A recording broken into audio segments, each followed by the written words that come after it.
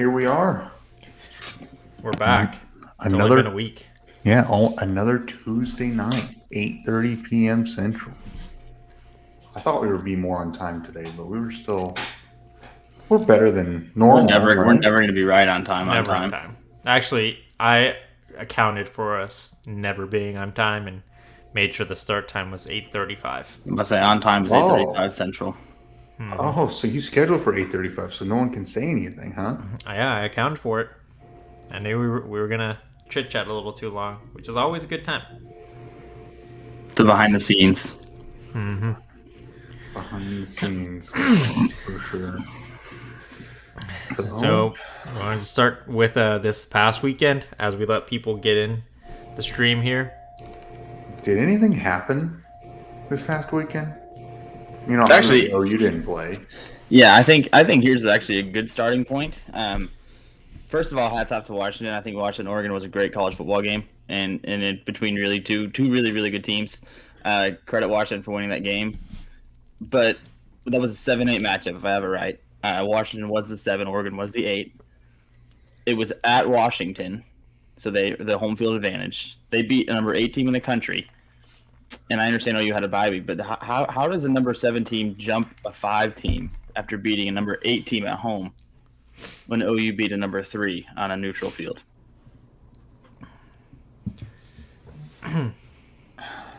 Riddle that one to me.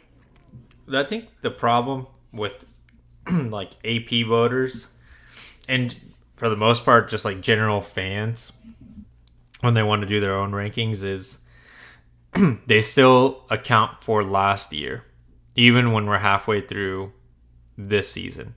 I think Oklahoma's basically fighting an uphill battle because of how bad they were last year. But if OU was like a 9-win team last year, they'd be like, oh, they made the necessary improvements. They're getting better. They look like a top 4 team in the country. It's like Texas won 8 games last year, right? And after 5 games, people were prepared to call them the number 1 team in the country.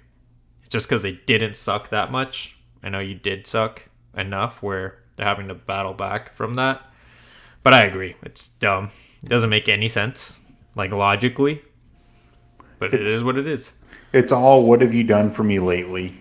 And honestly, I think part of it is just the fact that Michael Penix is a Heisman hopeful and, you know, obviously a contender. And I think people look at that, who's, you know, is he the best player in college football? Which I don't know if Penix is. I mean, he's one of the best players in college football. And that might be weighing a little bit into it. But it was a little shocking when you look at the scoring. I mean, Oklahoma is behind Washington by a pretty solid margin. I mean, it's not a ton. But I'm not necessarily shocked that OU got jumped, just because it seems like no one has really bought in. I mean, I can't say no one anymore, but it seems like some people, like Jose said, are still thinking about last year and haven't fully jumped on board. Oklahoma handles their business against UCF, which I am more than confident that they will. And then they go on the road to Kansas and handle their business there and win by large margins at both places. I think at that point, almost no one's going to be able to say, is Oklahoma, you know, one of the best teams in college football? You know, are they a top 4 team? I think at that point, being 8-0, they'd have to be. No, and I agree. And I wasn't trying to take away anything from Washington because they are a fantastic football team. I think Michael Penix is a fantastic football player, but that win is not stronger than Oklahoma's, or that is their best win, and it is not stronger than Oklahoma's best win. You look at neutral field versus home, everything about it. It's not a better win than what Oklahoma did. I feel like that jumping was ridiculous. Also, I don't know if these people are trolling us in the comments here, if this is real, but if that chick really voted USC over Notre Dame in the AP poll, how and why does she still have an AP vote in the first place? She did. How did anybody see her reasoning behind that? And that makes they got boat raced. They got ran out of the stadium. I don't know. Michael Penix is, well, to quickly just hit on him, he went from like being the 4th or 5th favorite betting odds to being like the far and away favorite after this last game, which is insane because he has like minus 100 and 10 odds to win it, which is pretty crazy to think, given that we're only 6 games in, or halfway through the football season. The USC game and her voting USC better than Notre Dame is freaking insane. And I think OU fans, look, I know people hate Brandon Walker and the unnecessary roughness, but did they put out a clip yesterday or Sunday that OU fans have 2 games every Saturday, our game and then whoever's playing USC? I think for the most part he's not that wrong, because it was pretty fun to watch Notre Dame kick their ass. It didn't even feel like we had a bye week. We were ready to watch some football. I know I was, and thoroughly enjoyed that game. And yeah, I mean, we could talk about that game. You want to talk about a team that looked lost and got punched in the mouth, and they had to go to the Midwest. It was a cool fall evening. They got punched square in the mouth, and they could not do a thing. Had zero response. And honestly, I was actually thinking about this the other morning. Thinking about Bear Alexander, right? He goes to, he comes out of high school. He's a top-rated defensive lineman in the country, coveted between Georgia and Texas A&M. He was once committed to Texas A&M, then flipped to Georgia, and was playing along that defensive front and contributing with one of the best defensive linemen in the country in college football, competing, won a national championship. Everyone was talking about how good Bear Alexander is. He then enters the transfer portal looking to cash in, and it seemed evident that Georgia was wanting to keep him, but USC obviously came in and offered whatever they offered him. He went out to USC, had some hype going out to USC. There's no national coverage talking about him anymore. He is now a part of a historically awful defense. They can't stop the run. They can't do anything. They've given up 40 points for the last 3 games in a row. They are squeaking by. I mean, they got beat by Notre Dame, but they squeaked by ASU and Arizona. No one's talking about you as a first-round NFL, defensive lineman. Are you saying, is he regretting going to Southern Cal? Well, that, and it's not just him, but I think you can look at his case, and I think he's extremely talented. And if he would have stayed or went to, anywhere in the SEC for that matter, LSU, Tennessee, whatever, he would still be talked about as a first-round draft pick. I'm just looking at, he's going to be potentially, you're going to look at it that he got whatever he got, and maybe it was a significant amount, and I'm sure it was, or whatever he did cash in at. He might look back on it and regret it, or he might not. I might have to eat crow here, but it's just the halfway through the season, the returns are not great on his investment and his move. One, it just shows how the transfer portal isn't always a good decision. Like, NIL is great for these guys. They should definitely get paid to an extent. I mean, I still think they're getting paid.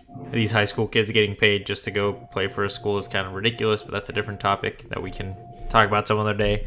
But he, like you mentioned, is definitely going to be an example to a place like, for all these kids that were good and like we're starting to climb up the depth chart and we're starting to just get a little impatient. Every coach can be like, look at that guy, Barry Alexander. USC paid him plenty of money to go attend and try to be like someone that's going to turn that defense around. Still sucks. And if anything, he costed himself even more money because he was so impatient instead of just being a good contributor to a national championship defense and then being a starter maybe in a year or two, where he could have cashed in for real and been a top 10 draft pick in the NFL, or at least a first rounder. Now he's probably going to be a day 2 guy, because I think teams will still see him as talented enough, but they will see him a little bit more project like, because they're going to need to refine probably some skills once he gets to the NFL.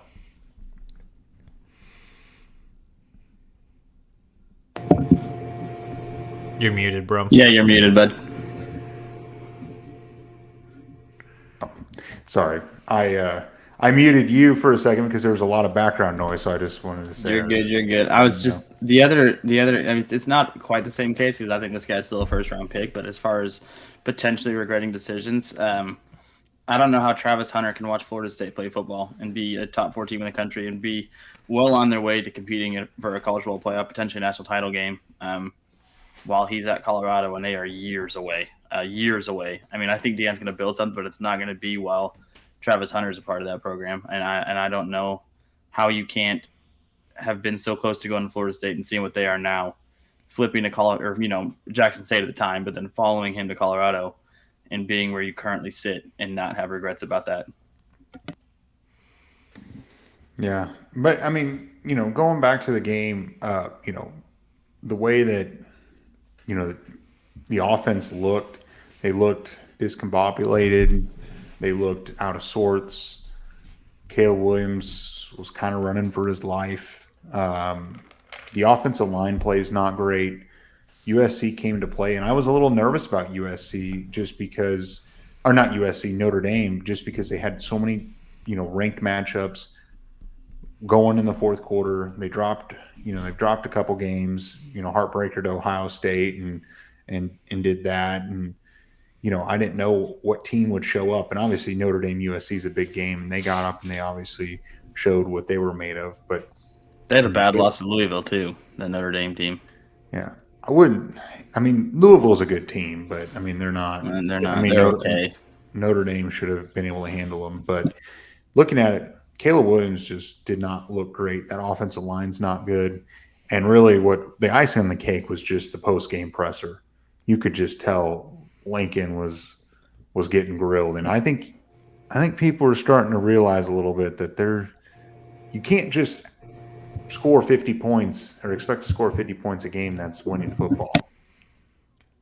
Well, and it's starting to get old. Like he's starting to just look like a very, very good coordinator and play caller and not a good head coach. I think that kind of expired at Oklahoma and just barely lasted last year. But towards the end of last year, you could see the writing on the wall. Like the media that national media that covers college football was all starting to see like this team struggles against anyone that can play more physical than them. You literally just have to punch them in the mouth a few times to start the game, and they have a hard time recovering. Even if their offense is playing well, that defense isn't going to be able to recover. Look at Utah. They played close games both times, but Utah was able to be more physical throughout the game, and they won both times. Won the Pac-12 last year from a USC team that was expected to be in the playoffs if they would have won the Pac-12 championship game. It's really all it comes down to is the more physical team whenever, play a USC team or an old OU team, and that team's going to win. And that's why K-State was such a pain in OU's side. K-State is very much like Utah. They are very similar programs, well-coached, disciplined, physical, good players, maybe a couple great players, and they're just a sound football team. Another game, we talked a little Washington, Oregon. Dan Lanning with Oregon was very aggressive in his play calls, going for it, giving up a few field goals. I think that ultimately came back to haunt him a little bit, leaving 6 points on the board there. Watching that game, it was an exciting game, but I just got the feeling, I'm like, neither one of these teams are going to be winning a national championship this year. They're going to beat each other up, and the Pac-12 is just going to kind of cannibalize itself, and they might have a one-loss champion. It's just, I don't know. I don't know if they will or not. Washington has to be it, basically, at this point. Can Oregon not win out and play them in the Pac-12 title game and beat them? Is that not how that works in the Pac-12? Yeah, I think this year it is they're doing it like the top. Two best. Yeah, the two so best. Oregon could backdoor themselves into it again. Yep. They could. It's just a one-loss Oregon, if they beat Washington in the Pac-12 game, I think is going to be in. They very well might. I'm just saying at this point, I don't expect a zero-loss Pac-12 team to be left standing at this point. Because when you look at Washington's schedule, I mean, obviously the Pac-12 championship, but I mean, they do have USC, Utah, Oregon State, and Washington State. I am betting I would take the field that they're going to lose one of those games. Probably. Yeah. So. It might be a good time to remind everyone to go ahead and like and subscribe to the channel. I think we were 19 subscribers away when I checked it before we started to get to 6,000. To help us out, let's get to 6,000. Share the stream. And if you couldn't tell by the title, we are giving away 2 tickets to this weekend's game. So to enter, go to the comment section.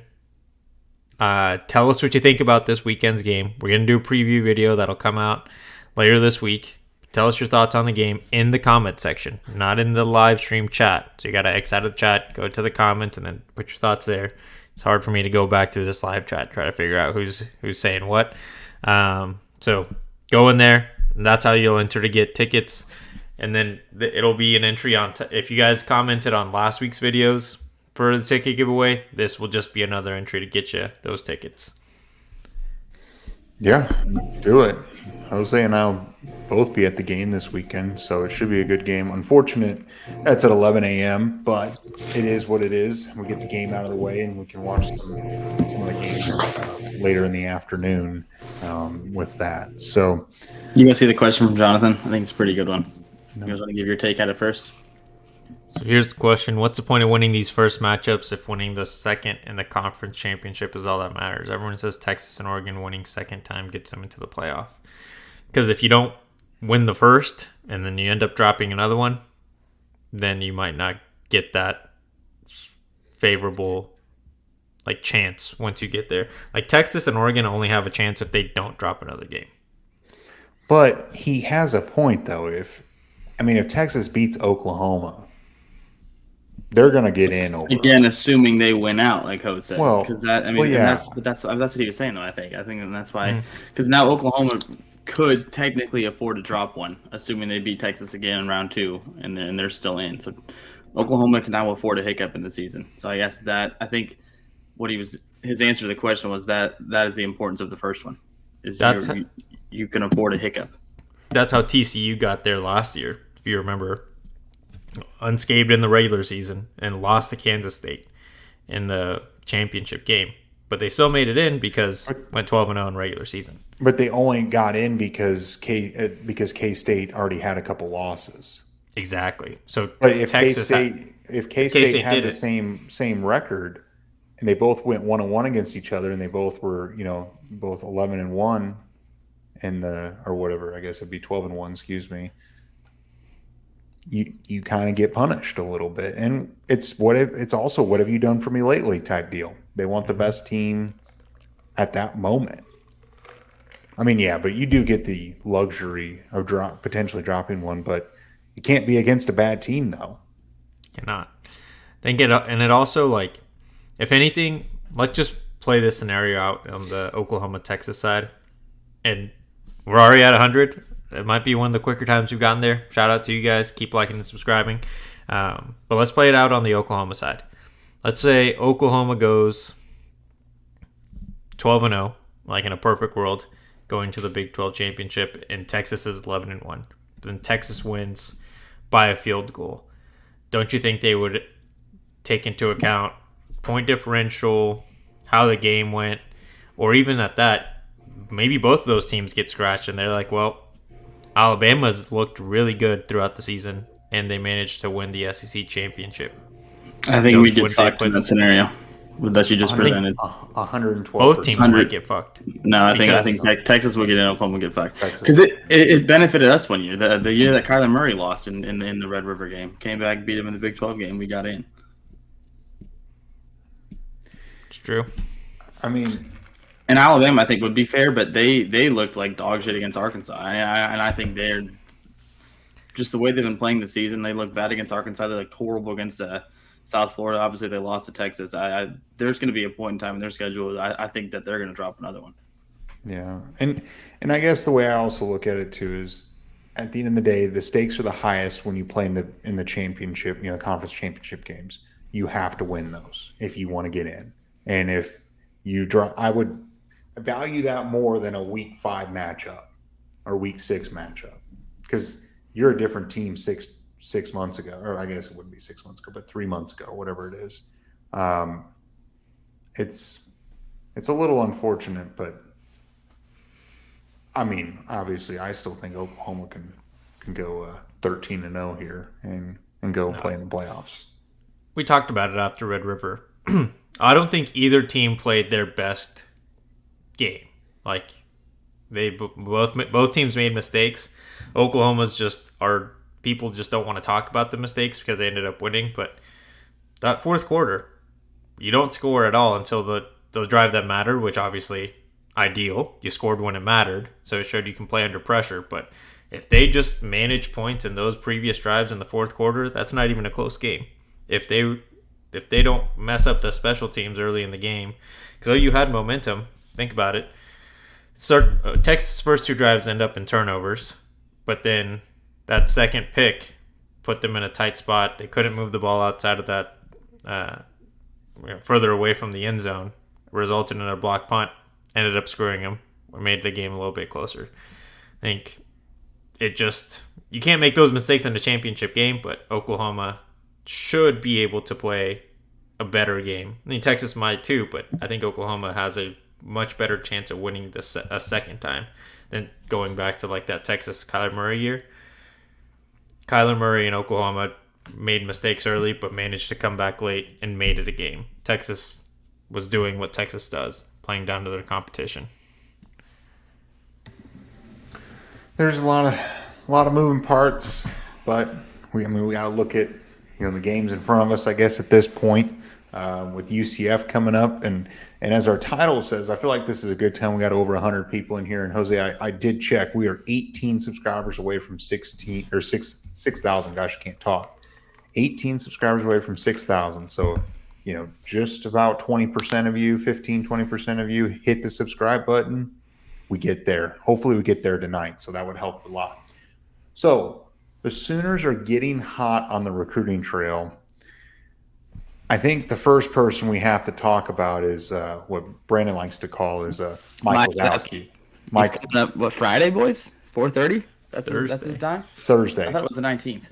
Yeah, Thursday's the 19th. Thursday. Shit, today's Tuesday. Yeah, you guys are right. So Michael Boganowski, out of Junction City, Kansas, the 2024 4-star linebacker safety kind of hybrid player, 6'2", 205, is down to a decision between Oklahoma, Kansas State, and Kansas. And it seems like the long drawn out recruitment is starting to, I mean, there's going to be a decision here in a couple of days, but it seems like things are trending in favor of Oklahoma. Crystal balls have been coming in favor of Oklahoma here for a little while. Between Steve Wiltfong, he came in last week, and Colin Kennedy did as well. And I know that Brandon Drum and Parker Thune on Rivals, their future cast or whatever, they've been in there as well. It seems like Oklahoma is going to win out against Kansas State with their relationship with his dad, having that, being at Kansas State and things like that. Oklahoma's football, the prestige of the program, the opportunity to go play in the SEC. And I think he's making the decision where he knows that he's going to be put in the best spot to play the biggest. Yeah. But I mean, all of that, the SEC stuff, everything. But I think if he's watching this college football season unfold, he's watching Kansas State play and he's watching Oklahoma play, and you look at which one has a better defense, which one is trending the right way, which one is 6-0. It's a no-brainer. I mean, and we're biased as hell on the show, and we always will be as we're Sooners. But if Oklahoma was 3-3 and Kansas State was 6-0, I don't think we win this recruitment. And I think it's the same thing with the other guys we're going to talk about later. We talk about it a lot. Winning is important, and looking good is important. And this defense is looking great. We're winning games. I think it's making the decision a lot easier on him. Those two things. Winning cures all, doesn't it, Brandon? It doesn't suck, I would say. Jose, what do you think? It all came down to Red River. That's where OU has been benefiting, and the bye week couldn't have come at a better time when you're looking at it just on the recruiting side. Obviously it's great to have one like middle of the year so that guys can rest up, but just recruiting wise, you come off that huge win, avenging that 49-0 loss, where that's probably something a lot of guys were looking at if OU was in contention, right? Are they at least going to be competitive with their rival in Texas? If not better, can they beat Texas? And OU showed they can. So kids are starting to really look at what Brent Venables is doing. Like what he's been selling for the last 2 recruiting cycles is not a lie. Like he's implementing exactly what he's probably telling these kids, and we're trying to build this culture to what it was when Oklahoma was dominating in the early 2000s, under Bob Stoops basically. He's starting to get there, and if you guys haven't watched the Bob Stoops interviews, and most recently the one with Brent Venables, it is crazy how similar that 1999 team and 2000 team, the first 2 years with Bob, are to the first years with Brent Venables. Having to pretty much bring everything from the ground up, trying to build a culture. Both sucked year one. Brent Venables sucked a little bit more year one, but both sucked year one. And then turning it around year game more. More, but turning it around in year 2, looking like a team that could really do something special. Still a lot to for Brent Venables in year 2 to see where it's going to end. But what he has been telling these kids coming to fruition, and they're starting to, the kids that weren't already bought in are starting to see, okay, not only is this a culture I can fit in, but he's actually going to put me in a position to be in the NFL, be in a spot where I can be a really good player in college at least, and have a future after football, even if it isn't football. Because that's a big thing that this staff preaches is the likelihood of you making it to the NFL, not very good. So let me make sure you get set up so that you can be a successful adult post-college. And that's, it's very similar to what Clemson's doing, and having that foundation and that culture, and then adding winning on top of it. It's like adding gasoline to a fire, basically. And that's what's starting to happen.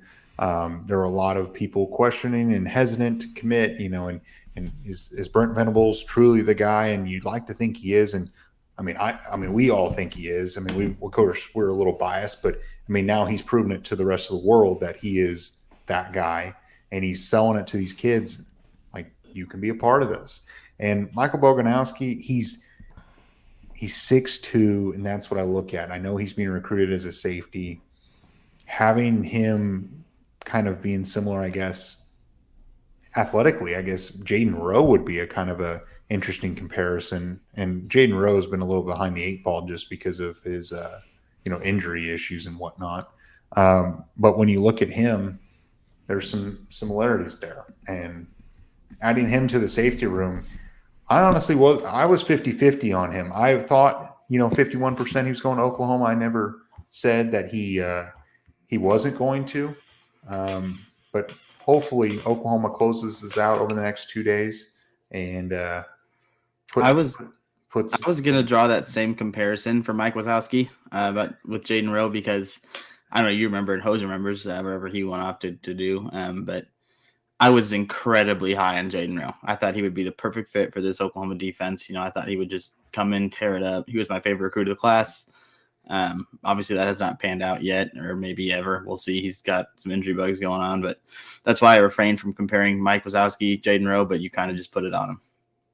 Yeah, I'm not saying, I'm not wishing any ill will on him or anything. And I still think Jaden Rowe's got a bright future. It's just he's unfortunately dealt with injuries. And it's like Nick Anderson. Nick Anderson, for, he had so much hype and a great prospect coming in, but he just dealt with injuries and couldn't shake him for whatever reason. And now all that guy does is score touchdowns. Yeah, I mean it's a really cool deal. So There we go, Hosey Pose. Look at that. Cheers, bud. speaking of drinking, liquor drinks and whatnot, I'm sure a lot of people that are watching this.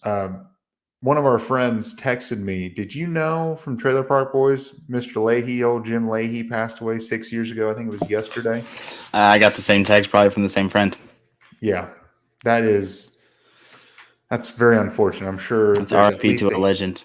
yeah, there's got to be at least a handful of people. Now we're north of 150 that watch Trailer Park Boys. I mean, RIP, Mr. Leahy. That is I know that's Jose's favorite show, but Brandon and I absolutely love that show. So it's quite unfortunate hearing about that. Right. I'm sure you're Did you dead. just learn that he died 6 years ago or something? No, We knew he was dead. Today's the anniversary. yeah, the anniversary. Okay, Yeah. gotcha. So Yeah. anyway, I like BL's comment here. I'm not gonna. I don't want to butcher his name up, but Boosie Badass rethinking Gig'em. Oh, that one. Could that be a case? Because again, Texas A&M. It makes no sense to me why they go there. Obviously, I mean, I guess I say that, but they're probably getting paid bukus of money. But outside of that, there's absolutely no reason to go there. Their head coach is incompetent. They can't win. I think everything about that place is garbage, and they must just be getting paid so much money because, like, how can you watch that unfold and be like, "Gosh, I can't wait to be a part of that." it's either winning cures all or money does, right? And it seems like it's the same thing every year with Texas A&M. And we don't need to get way off on this tangent, but they go into the season with a bunch of hype. They end up looking terrible, lose 3 or 4 games, sometimes 5 games. Fire Jimbo's back on, buy him out, and then they win the recruiting cycle because they open their wallets, and it's the same thing year in and year out. I don't understand. They've never been a successful program. I don't know why people, even with Johnny Manziel, how good were they with him? I know they beat Alabama. Like that's obviously like a big accomplishment, but They also beat Oklahoma in a bowl game. were they? I mean, you guys are gonna remember better than I will because I wasn't a huge college football fan at the time. But were they like national championship like caliber team, or were they just good enough to be more successful than the powerhouses sometimes? Did you watch the Manziel doc? None entirely. I did. They had all the talent in the world one of those years that they beat Alabama, and they probably should have been a national championship contender. I think it was the year after they beat Alabama the first time. They had all the hype in the world around them. They should have been a really, really Mike good Evans. team. The team was ridiculous. Should have probably been at least in the game. I think they lost 3 or 4 games that year, but Johnny was doing God knows what. That's when he was really doing his being an idiot thing. Cost him. But now I don't know what's cost him. They just Jimbo Fisher, I guess. I think they've always had individual guys. If you think about it, somehow, I mean, those teams, they had Mike Evans, Johnny Manziel. I'm sure there's other guys I'm not remembering, but Myles Garrett, he's a dude that came through there. Number 1 pick at one point. Like, they produce individual players, but never great teams. And for whatever reason, they get hyped up with no reason. It's like if we hyped up Kansas State to be a top 5 team every year. Probably not, but they're going to be really good. Kansas State doesn't bring in the recruiting class that Texas A&M does, and I think that is the reason for your hype. Because on paper, this team should be really good every single year. It's like Texas how they used to be, and I say used to because I don't think Texas is all the way back as they like to say every single year too. But they are trending on a path that leads them to being back a hell of a lot sooner than whatever Texas A&M is trying to do right now. Texas A&M, it's the same thing every year. They're 4-3. They're going to probably lose 2 more, and they're going to fight for their bowl eligibility. 7-5, 6-6, average year, Texas A&M style. A portal exodus could happen there if Jimbo Fisher is brought out this offseason. We've been predicting that portal exodus for a couple years now. I think regardless of Jimbo Fisher's status with the team, obviously if he leaves, it's going to expedite that process. But I think regardless of the Jimbo status, that exodus is going to take place soon. Unless they promote from within. Like if they promote Elijah Rushing, they're keeping all those guys. That guy seems to be one of the better recruiters in the country because he's getting these kids to, even with the money, like they're going to get paid anywhere. I'm sure they're getting paid a lot more there, but he's able to convince them to go to A&M, even though they haven't had a great defensive line in a long time. Yeah. Anyway, enough about Texas A&M. They're just Texas A&M at the end of the day. Yeah. They're a cult of shit. Yeah. Talking about another player coming to town this weekend, Eddie Pierre-Louis. Crystal balls are flying in favor of Oklahoma here over the last few weeks. I know Parker Thune's had a crystal ball in for a while. I think Brandon Drum recently jumped on board. I think Steve Wiltfong did. I think Colin Kennedy might have as well. A lot of insiders and analysts or analysts Colin Kennedy was on the 11th, have jumped on board here. And it's been an OU UCF battle. And at the end of the day, what's happened is I think some of it is the way that Oklahoma has played and looked. And then also it's the step up in competition that UCF has experienced. And they're not the only one. I mean, the teams that have joined the Big 12, as much we give the Big 12 a hard time. The Big 12 is one of the better conferences in the country when it comes to football and basketball and even baseball. And they're experiencing that they might have the starters, they just don't have the depth. And I think Eddie Pierre-Louis is looking at it, well, I'm a top player in the country, one of the better offensive linemen in the country. Do I want to be a part of that rebuild process or not even a rebuild, but building process? And Oklahoma has quickly established that this is not a rebuild. I mean, we are competing for a national championship this year, and you can be a part of and protect for a 5-star this year, or it came in the last class. Then you got another 4-star quarterback, Michael Hawkins, and you've got Kevin Sperry. You're gonna have great quarterback play, and you can get coached by Coach B. And Oklahoma winning against Texas, and Eddie Pierre-Louis. I mean, we've talked about him over a year now. And he came out and said when Oklahoma offered, this was his dream offer. And a lot of times you take that with a grain of salt. But it really seems like there was some truth to it. And he's coming out on his own dime because he's already taken an official to watch OU UCF. And I think OU's going to all but seal it this weekend, I'd like to think. I hope so. Because since we've started talking about him, he's the offensive lineman that I like the most, because of how athletic he is for his size. And the clip that always plays in my head whenever we talk about him is him running the 100-meter dash. I think must have been last track season, so his junior year.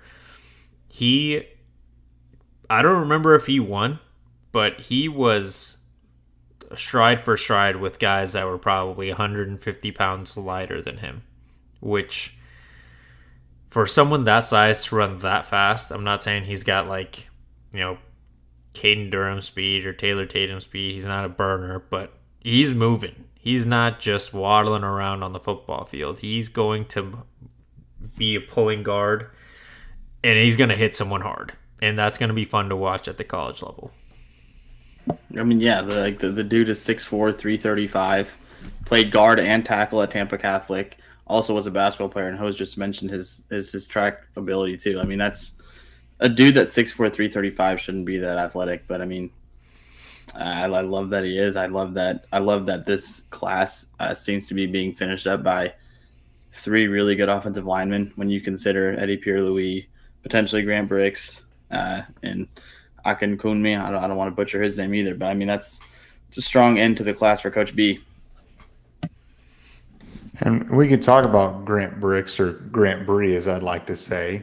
I'm going to have to, not right now, but it's looking like I'm going to have to eat some crow on this. It seemed like Oklahoma was not going to be the ultimate landing spot for the 4-star offensive lineman in Grant Bricks.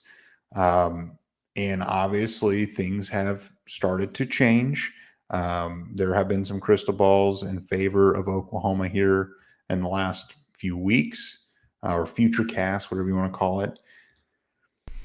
And this one is really because of the way that Oklahoma's looked on the field and Nebraska's looked on the field.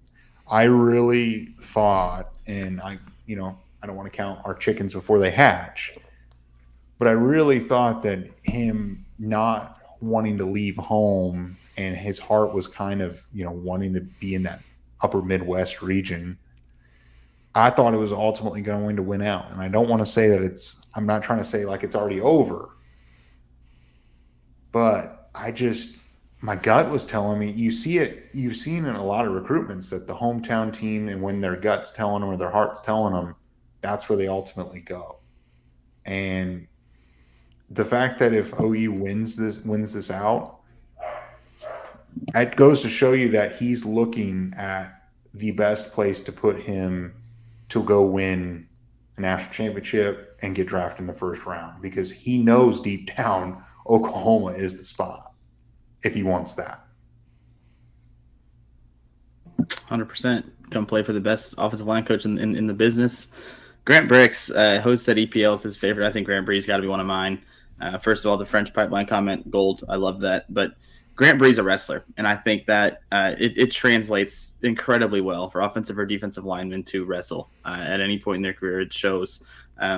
Creed Humphrey is what he was a pretty darn good wrestler at Shawnee. Ended up being the best center in college football. Now he's probably the second best center in the league. I mean, and it doesn't translate for everybody, but I think that is a huge thing for offensive linemen to do, defensive linemen to do. Grant Bree, if everything goes well, that'll be a big get. The French pipeline, love it, and a huge turnaround for the offensive line recruiting this cycle, because 4 months ago, hell, even 2 months ago, didn't look like OU was going to get this many offensive linemen in this class, which I don't think would have been, like, it wouldn't have been the end of the world. But now you're getting a whole new unit, another 5 guys in this class, following, 5 guys in the 23 group. So you have constant depth there for the foreseeable future, because you still have young guys from the 22 class in Jake Taylor and Jake Sexton that are, when they've gotten playing time, have been good. So you're going to have experience. Yeah, you're going to have a lot of youth, but they're going to be really good when they get on the field. They really are. And all the people that are coming after, that came after Coach B, this offensive lineman recruiting class could arguably be one of the better recruiting classes that Oklahoma's put together in the last 5 to 10 years. I mean, Bricks is, according to 247, he's always going to be Grant Bree on this program. It's always going to be Grant Bree. He's the number 5 offensive tackle in the country, according to their composite. And then you've got Eddie Pierre-Louis, who's, I know he's like a top 200 something overall prospect, but he's one of the top interior offensive lineman prospects in the country. You land the number 1 international Number 1 player in the country, baby. Yeah, get it right. Yeah, number 1 player in the country, and Daniel Akinkunmi. And then you have Eugene Brooks, already part of the class. There's some dudes. Eugene Brooks. Then you add Autry, and then you add kid from Edmond, Josh Isosa, to the class. I mean, that is a haul. And what's shocking me also a little bit is how big this class is going to be. Oh yeah. It's like we talked about go ahead. Are we talking about amount of kids or how big these kids are? Because both are huge. Both. Yeah. No, I mean, it's great way to finish the class. As soon as you flip Williams Nwaneri, I think that hose beer that he's playing with right now it's 100%. They will not be there to play with. I would agree. We'll see.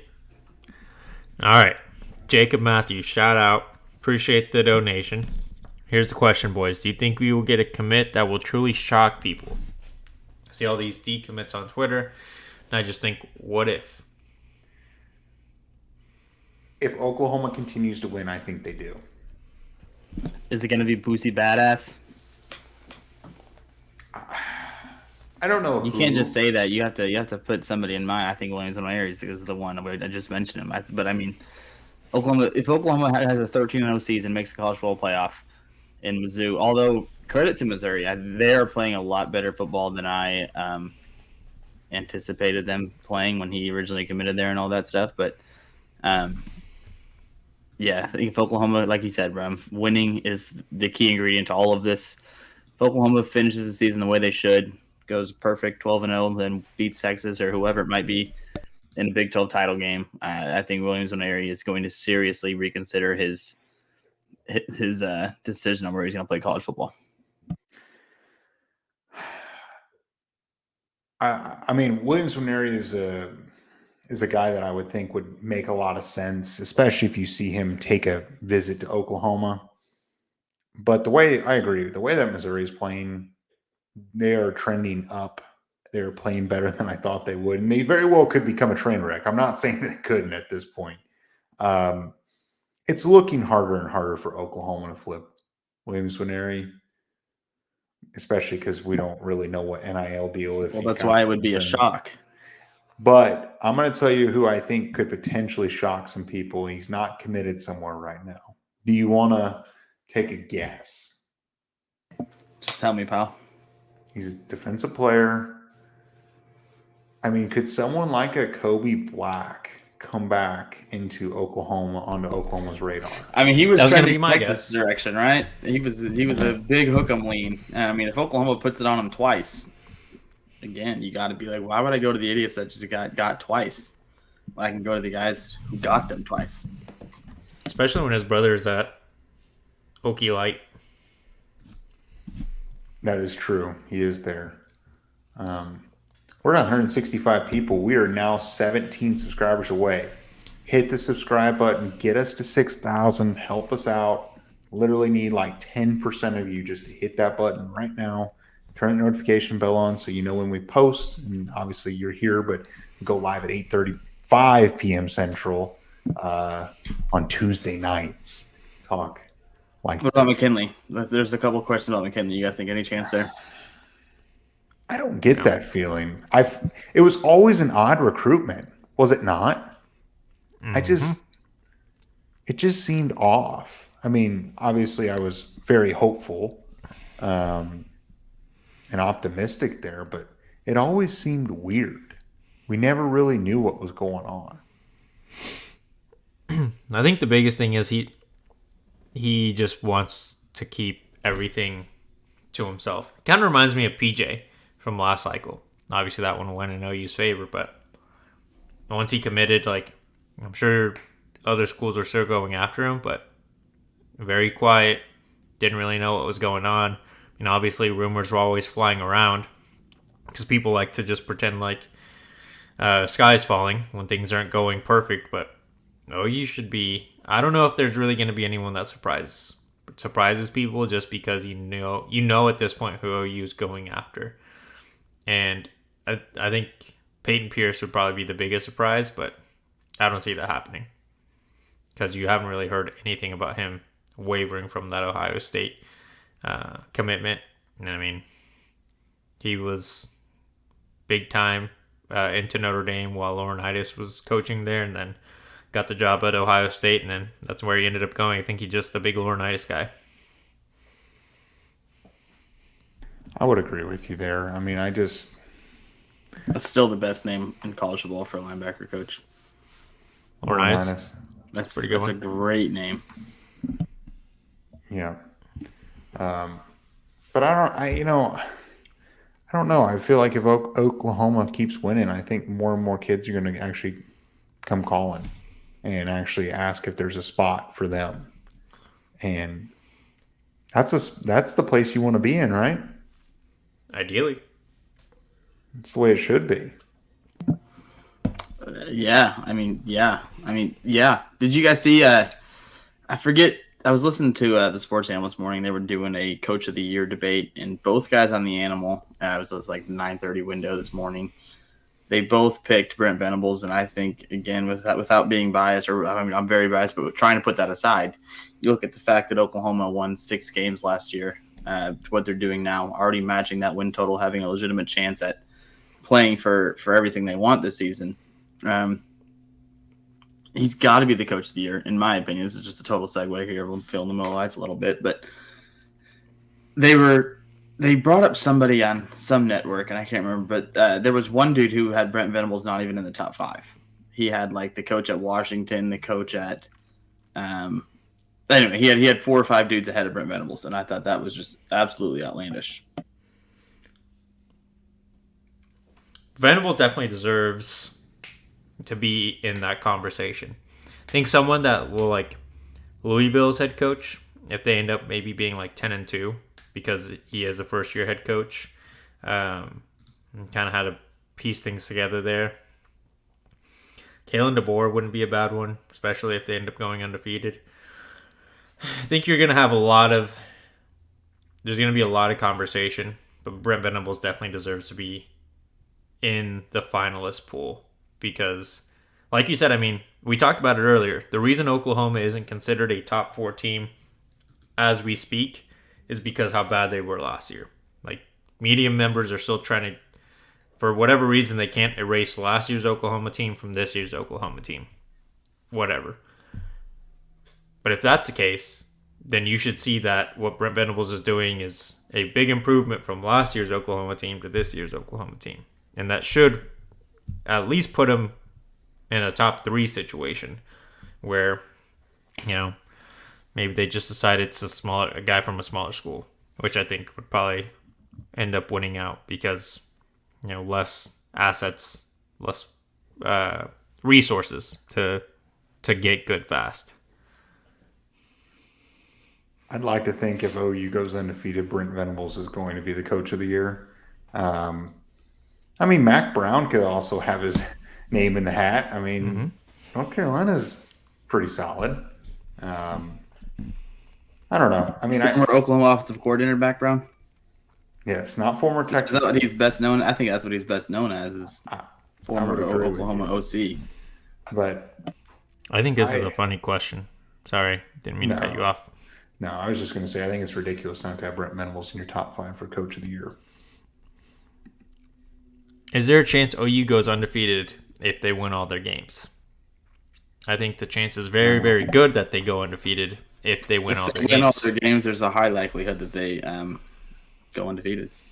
Yep, I would say so. I think that's how that works. But to answer his question for real, Brum already said no. I think there is a 30% chance Oklahoma can win out here. 30%? Who beats us? Yeah, I was going to say, you honestly think that there's only a 30% chance that the only reason I go that low is because there's all like road environments, as bad as some teams may be, can get to someone. I mean, look at Notre Dame versus Louisville. No one expected that. It changes weekly for me. When we were live last week, I thought, looking ahead, well, before the season started, we all circled the Brigham Young game. You know, at BYU, tough place to play there out in Utah. I don't think OU's ever really played well at BYU. Whatever, but never won exactly. Yeah, so that was the game we all circled before the season started. Now you watch BYU play football; they're bad. I think OU should win that game. Regardless of where they play that, I think OU should win that game, and I think they should win it pretty comfortably. Kansas then last week was my go-to. Like, okay, this is probably the best thing we got left. And Lawrence, They didn't look great against Oklahoma State, and now this week it's Oklahoma State. The fact that and Brum's been on this for a minute, I think, but I mean, just the fact that it is in Shitwater, it's the last bedlam for a long time. Oklahoma's going to be playing for everything. At that point, we should be 8-0. They'll be whatever the hell they are, but everything is going to be ahead of us. They're going to want more than anything to ruin that. They finally got rid of their 3-quarterback system. They're playing better football, which granted is not saying a lot because they started the season off playing horribly. But I think that game in Stillwater right now is the one that you are the most concerned about the rest of the regular season. You don't think that one is the most concerning game. No. I think Kansas is the most concerning game. Oklahoma State just beat them. I understand, but it's in Lawrence, and for whatever reason, he sounds like the AP voter who does the USC over Notre Dame still, and very much. Well, it was at Oklahoma State, right? Wasn't in Lawrence, so, and it was not like did Oklahoma State blow them out? That was a pretty close game. Right? Oklahoma State got down 17-0 and came back and smoked them. I mean, no, OSU was up 17-0. Were they really? I'm pretty sure OSU came out of the gate hot as fuck in that game. Maybe I could be. We were at your house, but because we kept talking about it. I thought we kept being like, "Well, Kansas is storming back now." But I'll box score it. I'll box score it. Yeah. Game. You guys double check it. But you are definitely right. It was. I guess it was only 14-0. And I have a weird feeling, very much to this UCF team, where we're going to see John Reese Plumlee. We're probably going to see Jalen Daniels versus Kansas. So they're going to put their best possible unit out there. And it's in Lawrence. Granted, not a huge home field advantage, probably, but still an away game. That is a high school stadium, though. That is that's the one game where I would say if you can get over that one, I think you'll be fine. I get why you guys think it's Bedlam because of the reasons you laid out. The last one, a lot of emotions. They're going to they're going to be the team that has the most reason to want to ruin OU season. But the one thing they do well is run the ball. And Oklahoma hasn't really had a bad game against the run game. I mean, they haven't looked amazing, but I think OU has enough physicality to at least not make it a problem. If you can, very much to last year's Bedlam, if you can make them a passing team, OU will be just fine. Oklahoma State is playing for nothing else this season but to ruin Oklahoma's season. And it's going to be at their place. I don't think the referees will be on our side. We remember the last time we went down to Stillwater. There were some questionable calls, one particular in the end zone that may or may not have cost Oklahoma the game. But, I mean, I just think that is their entire season. They're going to pull out all the stops. That's the one that – and I think Oklahoma wins, but that's the one that I'm going to be locked in hard for. And I hope OU wins by 75. That would be the best way to end this series for a while, but we'll see. And that Kansas game is also at 11 o'clock in the morning. That OSU game is going to be at night. What game is at 11 o'clock? Yeah. I mean, that Bedlam game will be 7 p.m. That Bedlam game will be at night. We'll see. And OSU very well might win their next two games going into it. I mean, they're going on the road at West Virginia this weekend, and they could lose that game, but they play Cincinnati, and they're at home against Cincinnati. OSU very well might win their next two. I hope they win out. I hope they win those two games, and they'll be they'll be a fringe top 25 team, potentially even in the top 25. Just add another ranked win to the resume. Yeah, their quarterback is shit, but it's just they're playing for. That is their Super Bowl this season. They can't get to the playoff. They can't get to a national title game. Their Super Bowl is trying to ruin Oklahoma's season. Make them a passing team. You will get 3 picks against them again.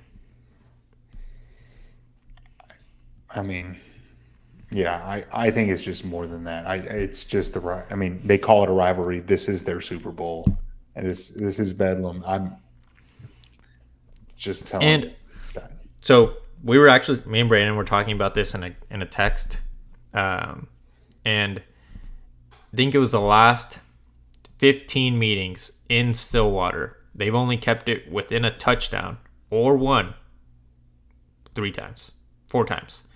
Actually, only won once and kept it within a touchdown 3 times. Oh, I mean, the history of the series is lopsided as hell. It's one of our favorite stats to look at. But there's just something about this one. It just feels different. It just, I don't know. I think Oklahoma wins, but I think it's gonna be closer than people anticipate. I would agree. But as far as a percentage for OU went out, I'm going to say 55%. Maybe 30 was low, but I'll just jump it to 60. lower. I'm going to go with 40. I genuinely think they finished the regular season undefeated, and then this, as much as we hate to say it, I think anytime you play Texas, it's almost a 50-50 game, no matter how good either team is. Although I don't know, I feel like it's a little bit different because you brought up the whole point earlier about show it in the conference championship game. That's where it's more important. That's where it's hard. That's where it's in the OU Texas series. I think the environment of the Cotton Bowl and winning there is more impressive than winning in a conference championship game. Just there's something about the Cotton Bowl. The environment there beats that environment that exists in the Big 12 title game. I've been to both, and they're both electric atmospheres. It is there's something special when OU and Texas meet in the conference championship game. That one year that we did, it was, I mean, obviously it was great because OU won, but that game was awesome. I was probably the best game I've ever been to in person in my life. Here's a couple of random topics we can talk about. Javonte Barnes, the running back room. Haven't seen a lot of them, right? Probably still going to be the Marcus Major and Tawi Walker show. Said it after Texas game. I really hope it's Tawi Walker. I just think he's a better running back out of both of them. But do you guys think there's any chance that Javonte Barnes gets back on the field this year? No, I agree with you. I think it's gonna be the Barnes. That was in my brain. It's gonna be the Major and Tawi Walker show, I think. And I agree with you as well. I think Tawi Walker needs to take the reins and be the lead back, but we'll see. The fact that guy, I've not seen him be officially put on scholarship yet, it blows my mind. Yeah, I don't know. It depends on the week, but most likely, if you made it this far and you haven't been on the field a whole lot, you probably won't be on the field when it comes to championship November, honestly. Fair.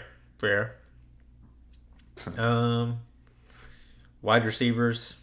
I think we already talked about it last time. Nick Anderson's probably going to be the number 2. What else? Jaden Gibson. He's got to play too, I think. Yeah. Gibson receiver thing. Yeah. Gibson will play well.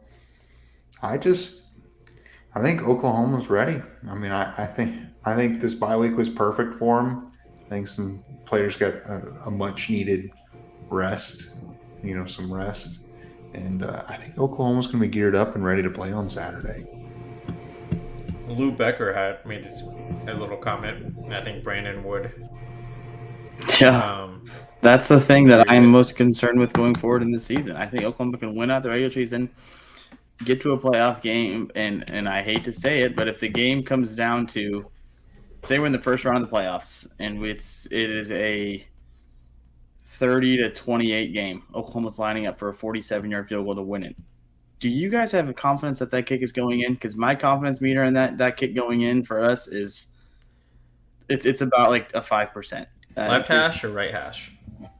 You bring that up a lot, and I guess that's fair, whatever. But I don't care where it is. I do not trust Zach Schmidt at all, and I just don't think he's put any. Yeah, right. Like so in that scenario I just laid out to you, we're down 2 with 5 seconds to go. We're trying to win a game, and it's 47 yards.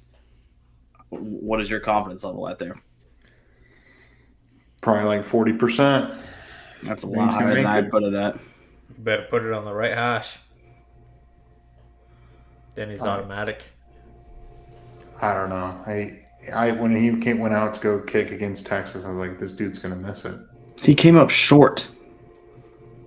He didn't have the distance on a 46-yard kick. I don't care what hash you're at for there. How do you kick at this high of a level? Didn't he make like a 47 one the week before? Okay, that's fine and dandy. But his last 46-yarder, he came up short, well short. I get that. He was halfway across the end zone. He's 1 for 2. 1 for 2. And I wish the best for the kid. I hope he figures it out. I hope everything works out. But they were talking on sports radio that if they were, I think it was Jim Traver, which I'm not a huge Jim Traver guy, but he said something on the radio after the OU Texas game that I thought was funny, and he brought up if I was Brent Venables, I would just post open tryouts all across campus for that kicker spot, and who knows, maybe CBL just had the same thing. Maybe open tryouts for kicker. Yeah. Because or isn't Gavin Marshall again? I bring up Gavin Marshall on the show, or not on the show with you guys all the time. he's like the Coles Player of the Year or something. He was a He was a five-star kicker. Yeah. Why in this game against Central Florida, let's say it's ugly and we're kicking a field goal in the fourth quarter, why would you not at least roll out Gavin Marshall? You've seen Zach Schmidt. You've seen him miss. He missed a 33-yarder against Iowa State too, host. That was just pushed. Like that, the guy is not very solid. Love Tosh though. I would say this. I think the biggest problem with special team isn't even the kicker. Is he great? No. But it's the punter. If we're ever in a situation, I'm more scared, and I think it's more dangerous for OU. If we are in a position where we could put them in plus territory, and we have to punt it, you might as well just have Dylan Gabriel throw a Hail Mary on fourth down. That's going to work out way better for you. Just tell him, hey, make sure he gets an interception 50 yards down the field. You don't even have to target your wide receiver. Target their DB because our punter can't kick it past 20 yards. I mean, I don't think our punter's ready there, but I disagree entirely with that take. I think the punter can figure it out. Always, at the end of the day, all he's got to do is hit the shit out of the ball. Yeah. Can't do it. Schmidt has not figured out kicking at all. I don't know. I do not have a whole lot of confidence in him. Yeah. Well, and shout out Jack for the $1.99. Appreciate that for sure. I'm not sure if you meant to include a comment in there, but I did see your comment below. Pokes are one-dimensional, no chance. I certainly hope so. I just maybe being a little pessimistic.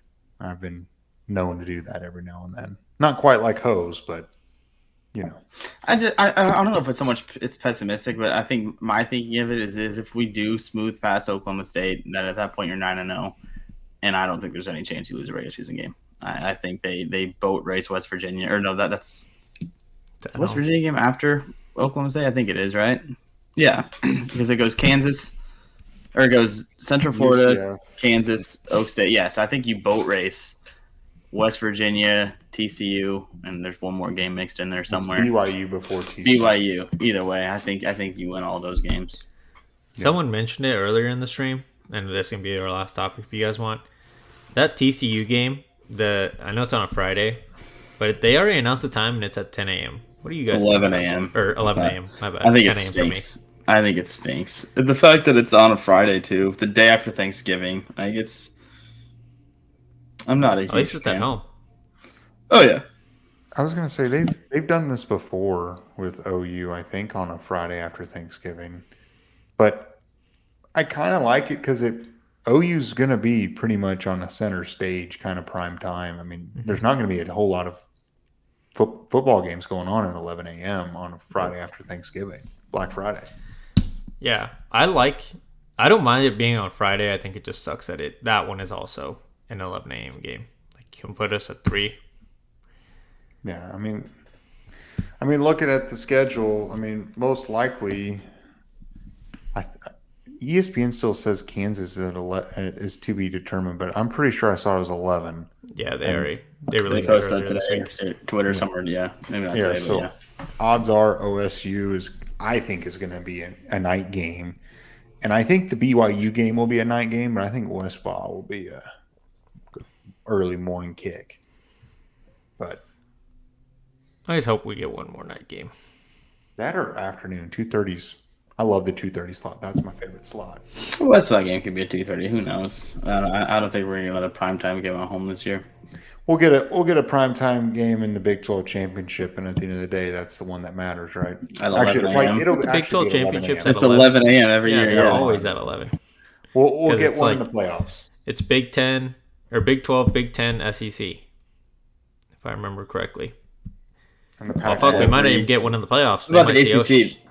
Didn't the Oklahoma's ACC play playing. at like the same time as the SEC on like the ACC network or something? They get it even worse than we do. Yeah. They play primetime, but yeah, it seems ABC, CBS, NBC, every single channel has the SEC title game. Yeah. Buy a freaking shirt, people. We do have a deal running too with Sammy shirts. If you guys can Two Plane come to Sports us some 10. shirts, yeah, 2 Plane Sports 10. I think you get you 10% off, and after 100 shirts, he's gonna graciously donate a Brent Venables sign football, and we will then give it out to somebody. But we gotta hit 100 shirts, guys. Do that. It's in the link description below, and I'm kind of disappointed. We're still 16 subscribers away from 6,000. What are we We only doing? gained like 2. Come on, people. That's Yeah, like- unfortunate. Like, But I guess subscribe. I guess that could just mean that 160 some odd of you are already subscribed and actually enjoy listening to us. Yeah, and relax. New people. So I Yeah, figured that's a people, fantastic question. Jose needs to make some That's- big accounts. What? Does OU even make the playoffs if they go undefeated? Probably Amen. not. You got to look at the potential 2-loss Alabama and how they lost those games. You know, they lost to a Texas team that's pretty good. And then if they drop another one, if they lose the SEC title game, but if they lose it close, you got to think those 2-loss Alabama, but close losses mean more than Oklahoma going 13-0. Probably. Quality losses. Yeah. Better than undefeated. 7-5 A&M gets in. That is the bold take of the night. I mean, they That would do be play in the great. SEC, right? I mean, makes sense. I'm pretty excited for next year's 12-team playoff format. If they let that one AP voter who just is all over the place decide the college football playoff, I think anybody's alive at the end of the season, regardless of your record, regardless of your resume. She just seems to do whatever she wants, really. But Yeah. I didn't see that until this live stream tonight, and then you guys confirmed it and everything. But how does the Associated Press still allow her to have a vote after her ranking USC over Notre Dame after they lost by 28? Like that blows my mind. I thought the Texas over OU thing was ridiculous, and I still think it's ridiculous. But USC lost by 28, and you rank them higher than the team that beat you by 28. That doesn't. I would say if you have to put, you know how the media loves to talk about how coaches are on the hot seat? I was thinking about this earlier. We should just have our segment, media members on the hot seat. Brandon Walker's probably going to be somewhere in the top 5 at all times. That guy says some dumb shit all the time. But that Emily girl from the AP, probably rank at number 1 right now. Without a doubt. Hot seat of the century. That is the dumbest take I've ever seen or heard of in my life. And I'm going to actually go look at her ex after this live stream and try to find out. Because she tried to put some rationale behind the Texas decision. So I'm very curious to see if she did the same thing behind this USC ranking system here. Because we need to find out how to get this Emily girl on the show and be like, do you watch college football? How's the hot seat? Yeah. Anyway, so, but again, buy shirts, subscribe. Do you guys have anything else, or should we wrap it up here? OU's going to win out. I agree Finish with you. with that. Never And so forget- might not make the playoffs. Crazy. Yeah. And they're not going to get in over 7-5 A&M because Emily's going to somehow get a vote for the college football playoff. Yeah. Even if OU goes 13-0. Makes Jimmy, go Dolphins. Yeah. So, all right. Made it this far. Be sure to like, subscribe, turn that notification bell on. Follow us on Twitter, Instagram, Facebook, Apple, Spotify, and TikTok. Everything's linked in the description below. And we'll catch you guys. So you